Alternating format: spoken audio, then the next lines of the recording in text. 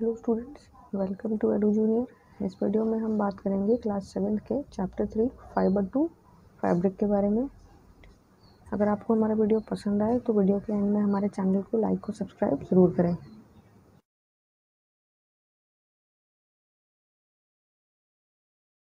तो स्टार्ट करते हैं सबसे पहले फाइबर से।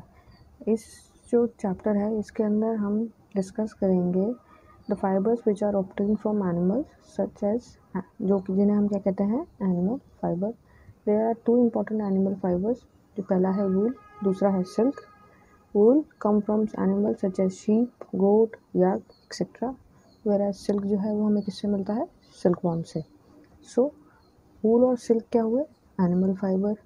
वूल जो है वो बेसिकली यूज आता है for netting sweaters and weaving shawls and other woollen clothes.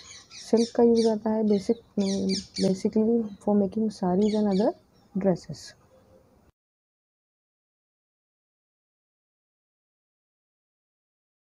सबसे पहले बात करते हैं वूल को लेके।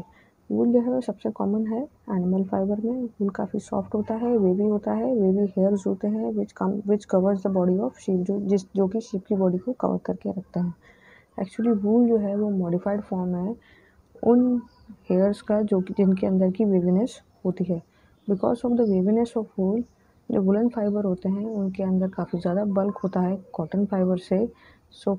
जिसकी वजह से क्या होता है कि वो एयर को अपने अंदर ज़्यादा अच्छे से ट्रैप कर लेते हैं। Due to this, woollen fibre जो होते हैं वो सर्दियों में या विंटरी डेज के अंदर आपकी बॉडी को वार्म रखते हैं। Wool come from sheep. Actually wool is obtain from the hairs of sheep. Sheep जो होती है वो वूल जो होता है उसकी बॉडी के ऊपर ग्रो करता है। वंस इन अ ईयर इसे हम काटते हैं। दो wool come mainly from sheep and some other animal, जो कि हमें वूल और देते हैं, जिनके बारे में हम अभी आगे डिस्कस करेंगे।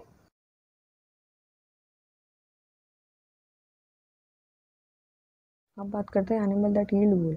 वूल come from the animal like sheep, goat, yak, camel, llama etcetera. या हम दूसरी भाषा में कहें the wool yielding animal are sheep, goat, yak, camel, llama etcetera. ये जो वूल यील्डिंग एनिमल होते हैं इनकी पूरी बॉडी के ऊपर एक थिक कोट ऑफ हेयर होता है, जो कि एक्चुअली क्या होता है, वूल होता है। और यही थिक कोट ऑफ हेयर जो होता है इसी की वजह से ही इनकी बॉडी जो होती है वो सर्दियों में वार्म रहती है। ये जो हेयर होते हैं ये क्या करते हैं, काफ़ी सारी जो एयर होती है अपने अंदर ट्रैप कर लेते हैं, और एयर जो है वो पुअर कंडक्टर ऑफ हीट है। ये जो ट्रैप एयर होती है ये क्या करती है, एनिमल की जो बॉडी हीट होती है उसको जो बाहर ठंड है उससे बचाने में हेल्प करती है। इसी की वजह से जो है वूल जो होती है वंस इन अ ईयर इनके ऊपर से समर सीजन के अंदर हटाई जाती है, so that they can survive easily in hot weather without hair. Wool is most commonly obtained from sheep. The skin of sheep has two types of fibers or fleece. First is the coarse braid hair and the second is fine soft under hairline close to the skin. Second क्या होते हैं, soft under hair होते हैं जो कि उसकी skin के बिल्कुल क्लोज होते हैं। जो फाइन हेयर होता है शीप का provide the fibre for making wool. इनमें से कुछ ब्रीड जो शीप की होती है वो केवल फाइन अंडर हेयर्स ही प्रोवाइड कराती हैं वूल के लिए। उसके लिए क्या होता है, उनके जो पेरेंट्स होते हैं वो कुछ स्पेशल क्वालिटी के चुने जाते हैं, जिनकी क्रॉस ब्रीडिंग कराकर एक स्पेशल शीप को बर्थ दिया जाता है which have only soft under hair. तो वो प्रोसेस जिसके अंदर selective parents of sheeps are obtained special characteristics in their offspring, this is called selective breeding. Wool का वैसे नेचुरल के जो कलर होगा वो होगा क्रीमी वाइट, लेकिन कुछ जो ब्रीड्स होती हैं शीप की वो प्रोड्यूस करती हैं wool having brown and black hair. अब बात करते हैं गोट हेयर की। वूल जो होता है कई बार गोट हेयर से भी प्रोड्यूस किया जाता है। The under fur of Kashmiri goat is very soft, it is woven into fine shawl called pashmina shawl. Angora wool is obtained from angora goats which are found only in the hilly region of Jammu and Kashmir. Yak के जो hairs होते हैं वो काफ़ी लंबे और thick होते हैं उनकी बॉडी के ऊपर, जो कि वूल यील्डिंग में हेल्पफुल होते हैं या उनसे भी वूल यील्ड की जाती है। याक वूल जो है वो कॉमनली यूज़ किया जाता है तिब्बत और लद्दाख के रीजन के अंदर। कैमल की बॉडी हेयर्स को भी एज अ वूल ट्रीट किया जाता है कभी कभी। The animal such as llama and alpaca, जो कि साउथ अमेरिका में मिलते हैं, इनके बॉडी हेयर्स जो होते हैं इनको भी वूल यील्ड ऑफ अ वूल या वूल यील्डिंग एनिमल्स में काउंट कर इनसे भी वूल प्रोसेस या ली जाती है।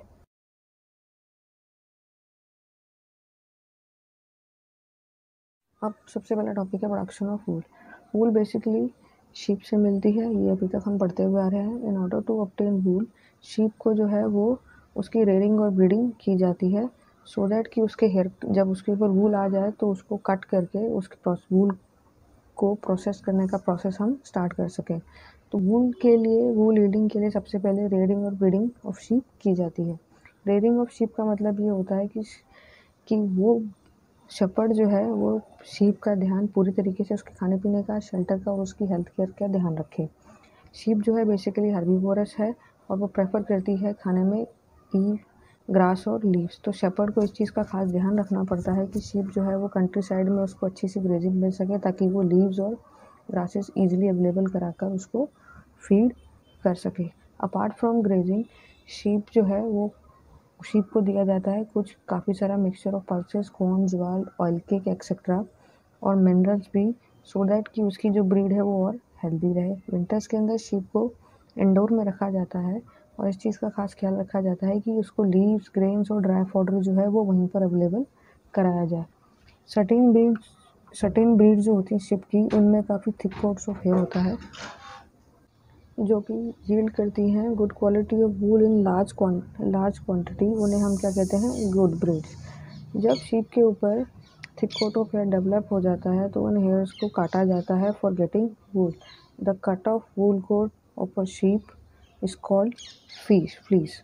जो भी शीप का हेयर होगा उसको काटने के बाद उस वूल कोट को हम क्या कहेंगे, fleece. The fleece consist of soft woollen fibre. The fleece of sheep is usually kept in one piece. अब बात करते हैं how wool is obtain from sheep. The yarn which is used for knitting sweater और weaving shawl is called wool. Wool is obtain from sheep by a long process which involve following step. Wool जो है वो 4 या 5 steps के अंदर पूरी तरीके से प्रोसेस की जाती है। पहला है शेयरिंग, दूसरा है स्काउरिंग, तीसरा है सॉर्टिंग, फिर डाइंग, कोम्बिंग एंड स्पिनिंग। सबसे पहले डिस्कस करते हैं शेयरिंग को। The hair of sheep along with a thin layer of skin are removed from the body of the sheep. The process of removing hair from the body of sheep in the form of fleece is called shearing.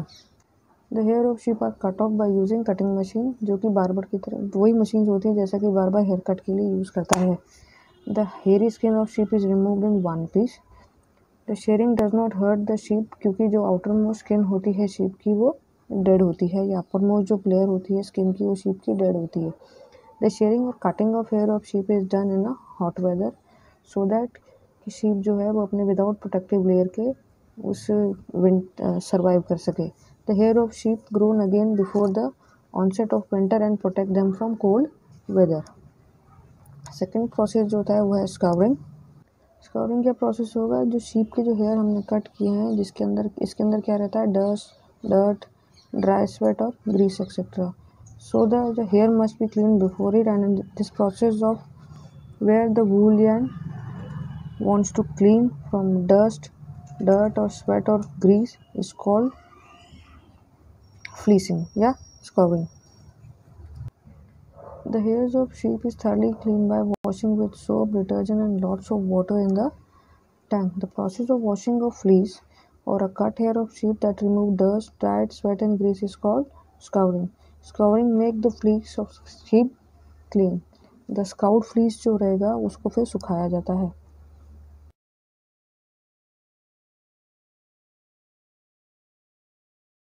अब third process है sorting. वूल जो cutting वूल होता है वो uniform नहीं होता है धुलने के बाद भी। सम पार्ट जो होंगे उसमें जो फ्लीस के होंगे वो फाइन वूल के होंगे, कुछ होंगे वो कोर्स वूल के होंगे, कुछ लॉन्ग हेयर्स होंगे, कुछ शॉर्ट हेयर होंगे। तो हम क्या करेंगे, इसे फैक्ट्री भेजेंगे for separating the fleece of a sheep into section according to the quality of woolen fiber। इस प्रोसेस को क्या कहेंगे, सॉर्टिंग। अब फोर्थ प्रोसेस है डाइंग। नेचुरल फ्लीस या हेयर जो शीप या गोट का होगा वो वाइट, ब्राउन या ब्लैक कलर का होगा। जो वाइट कलर के वुलन फाइबर होते हैं ये जो सॉर्टिंग से निकलते हैं इन्हें बाद में डाई किया जाता है डिफरेंट कलर्स में। फिफ्थ है combing. Combing is a method to prepare woolen fiber for spinning the yarn. This is done by using combs having metal teeth. The process of combing straighten कर देगी entangled woolen fibers को and also remove the small fluffy fibers which may be caught in them. Sixth है spinning. The long woolen fibers या spun होता है twisted होता है into thick yarn are called wool. The short woolen fiber are spun into fine yarns and then woven on a loom to make woolen cloth.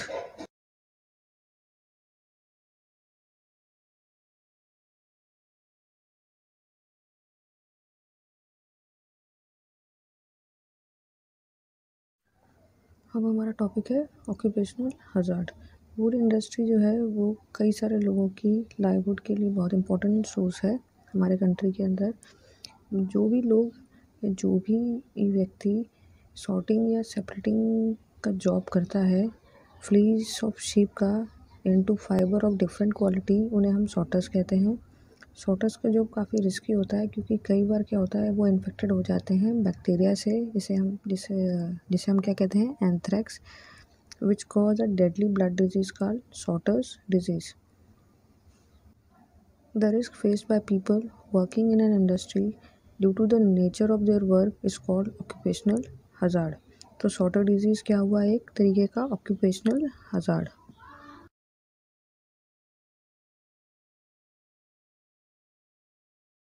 हमारा next animal fibre है silk. Silk is a fine strong soft and shining fibre produce by silkworm in making their cocoon. Silk जो है वो काफ़ी fine strong soft और shining fibre होता है जो कि सिल्कवॉर्म द्वारा प्रोड्यूस किया जाता है उनके कोकून्स के अंदर. सिल्क इज़ कॉल्ड रेशम इन हिंदी. हम सिल्क को हिंदी में क्या कह सकते हैं, रेशम. सिल्क क्या है, एक नेचुरल फाइबर है जो कि किससे ऑब्टेन होता है, इंसेक्ट, जो कि कौन सा है, सिल्क मॉथ. तो सिल्क क्या हुआ, animal fibre. Silk fibre is made up of protein. Silk is a strong natural fibre.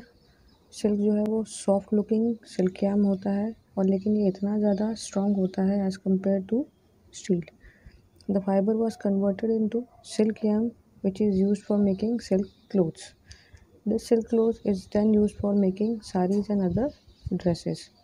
The rearing of silkworm for obtaining silk is called sericulture. Sericulture का मतलब क्या हुआ, सिल्क फार्मिंग यानी कि silk की फार्मिंग. सेरिकल्चर जो है वो एक काफ़ी ओल्ड ऑक्यूपेशन है इंडिया का. इंडिया जो है वो काफ़ी ज़्यादा कमर्शियल स्केल के ऊपर सिल्क का प्रोडक्शन करता है.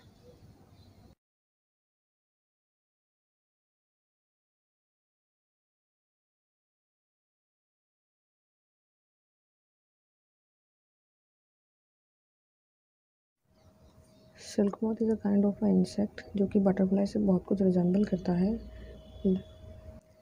लाइफ हिस्ट्री जो सिल्क मॉथ की होती है वो काफ़ी इंटरेस्टिंग होती है क्योंकि सिल्क मॉथ जो है वो डायरेक्टली एग से प्रोड्यूस फॉर्म नहीं होता है. सिल्क मॉथ जो होता है वो एक वॉर्म लाइक या कैटरपिलर या फिर आप कह लो लार्वा की स्टेज से पास होते होते एक अडल्ट मॉथ में कन्वर्ट होता है. इसका जो आप सामने हमारे एक फिगर दिया हुआ है उसमें बहुत इजीली इसकी लाइफ साइकिल को डिस्क्राइब किया हुआ है. एग से क्या बना, लार्वा या कैटरपिलर, उससे प्यूपा, फिर आगे silk moth. The larva, caterpillar and pupa stage जो लाइफ हिस्ट्री में होती है सिल्क मॉथ की वो टोटली डिफरेंट होती है उसके अपीयरेंस से जब वो पूरा एक अडल्ट सिल्क मॉथ बनता है. क्योंकि लार्वा या फिर जो कैटरपिलर है सिल्क मॉथ का यही सिल्क को प्रोड्यूस करता है, न कि adult silk moth. So the larva or caterpillar of silk moth which produce silk is called silkworm.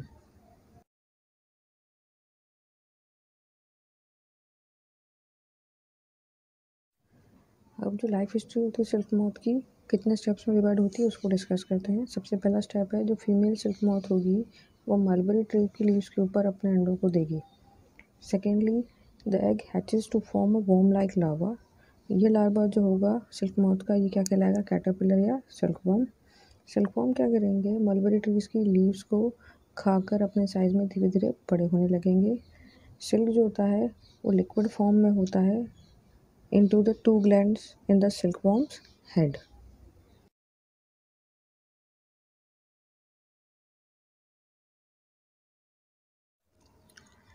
Third stage है सिल्क वॉर्म की, अब उसको डिस्कस करते हैं।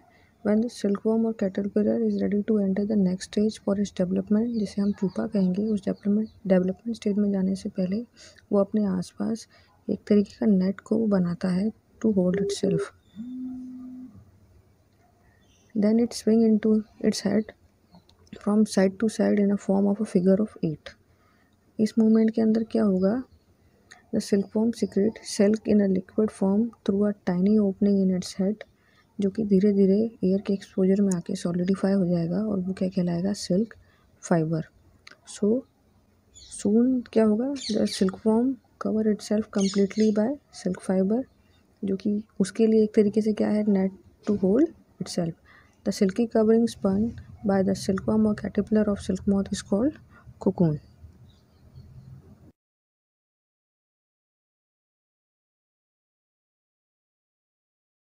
अब क्या होगा, the cocoon is made by silkworm to protect it development as pupa.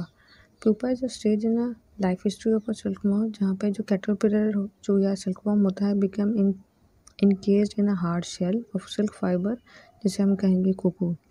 The silkworm continue to develop in a form of pupa inside these cocoon to form a silk moth.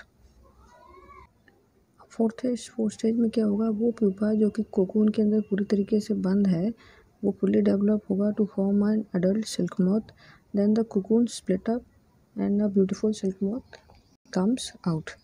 ये जो adult silk moth होगा, ये again mulberry trees के ऊपर अंडे देगा और ये सेम प्रोसेस या लाइफ हिस्ट्री दोबारा से बनती या प्रोसेस में आती रहेगी।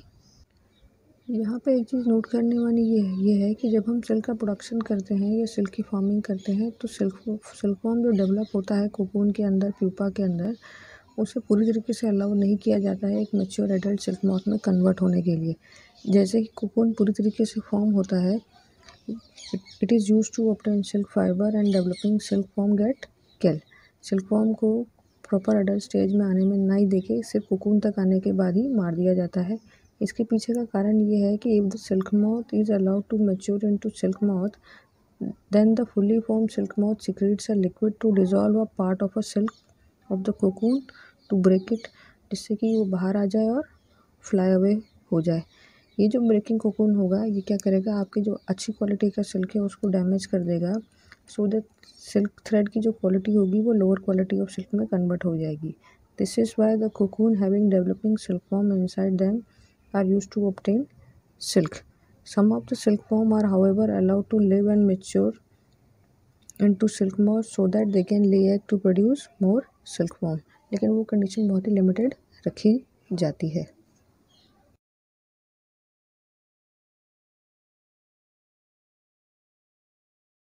अब बात करते हैं प्रोडक्शन ऑफ सिल्क की। In order to obtain silk, mulberry trees का कल्टीवेशन किया जाता है।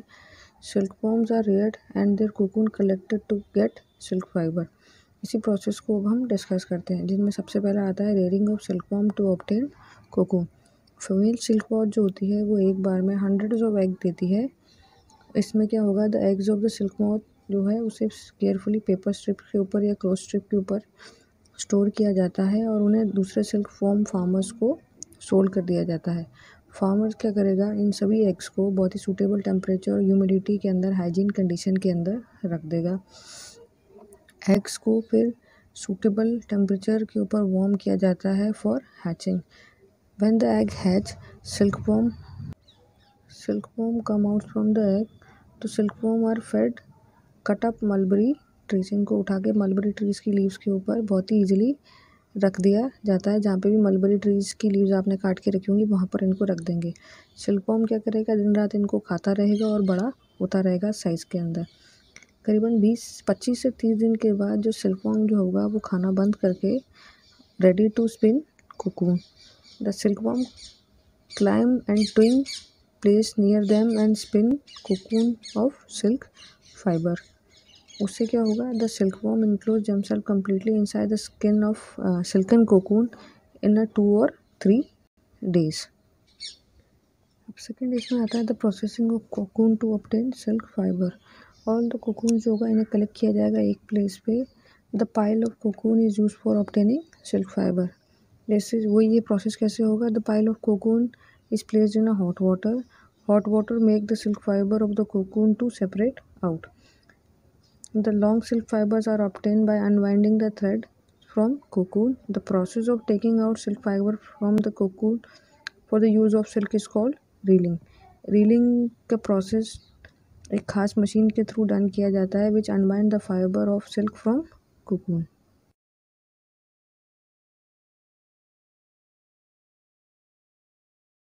अब थर्ड स्टेप है the converting of silk fibres into silk cloth. The silk fibre obtain from cocoon are twisted to form a silk thread, जिसे हम क्या कहेंगे, silk yarn. The silk yarn जो होगा फिर इन्हें वोवन किया जाएगा on looms like silk clothes by the viewers.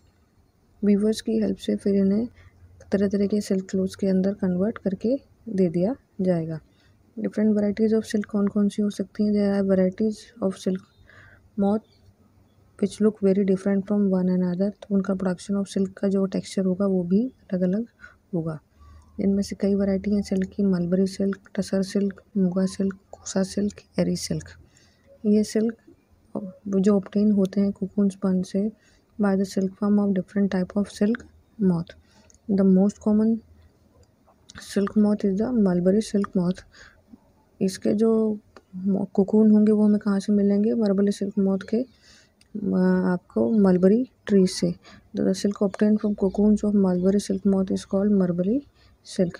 Mulberry silk जो होगा वो सॉफ्ट होगा, लस्ट्रस होगा, इलास्टिक होगा and can be died into beautiful colours. इसी में एक टॉपिक आता है natural silk and artificial silk. Natural silk is obtain from the cocoon of silkworm and it is made up of protein. Natural silk is an animal fibre.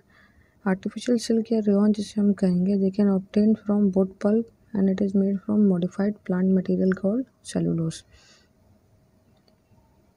ये जो हम कई बार हम नेचुरल सिल्क और आर्टिफिशियल सिल्क है इसे distinguish करने के लिए एक तरीके का बर्निंग टेस्ट भी करते हैं.